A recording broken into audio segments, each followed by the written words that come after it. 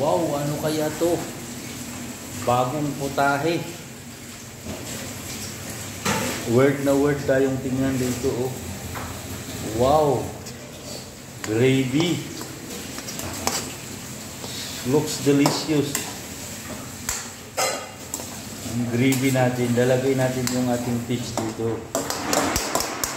Yung fried fish. Looks delicious. Ayan, nag-dry na siya, oh. Nag-dry na siya mga kamaster. Ayan. Dry na. Ayan, mag-add na tayo ng salt. Wow, daming salt. Ayan, turmeric powder. Finish? Masala. Cooking finish? Ayan, masala. Cooking finish. Ayan. Ayan, mix masala. Ayan, simple haluin. Ayan. Wala na, para na siyang yellow corn. Pero nagkamali kayo. Lalagay natin yung fish natin dyan, fried fish. Ayan, mag-add tayo ng fish masala para sa ating fish curry. Ayan. Wow! Simple haluin natin. Ayan, ganyan lang ha. Diba? Ayan, ihalo na natin yung ating dinried na kamatis. Ayan.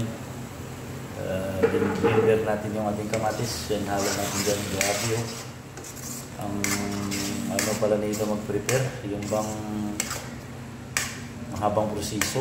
Pero tingin ko masarap naman. Ano? Yan yung pinaka-gravy niya. Maglalagay pa tayo ng tubig dyan. Saka natin ilagay yung ating fried fish. Yung ginamit pala natin fish is itong siri, yung maliliit na siri fish. Pinaka-dry talaga niya pagka-fry. Ayan. Ayan na mga kamaster, nagmukhang yellow corn na siya, oh. Wala. Gravy na talaga siya, gravy. Ayan. Amazing, amazing, amazing. Ayan po.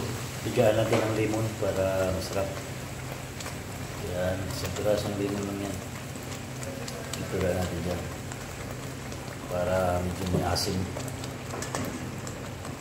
Siyempre, haluin na natin. Yan.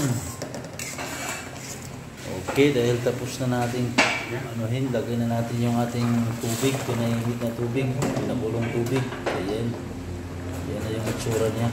Yan na. Parang ilog na. Yan. Ganun pala yung process nun. Ang tagal. Pero ganun lang pala.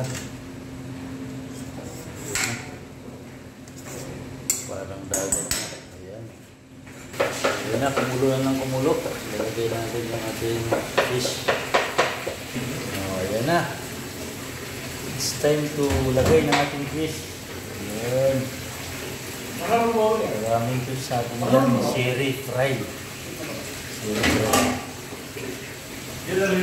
Looks delicious. Wow. Number one. Ayan, lobos. Nandiyan na lahat. Tubo na.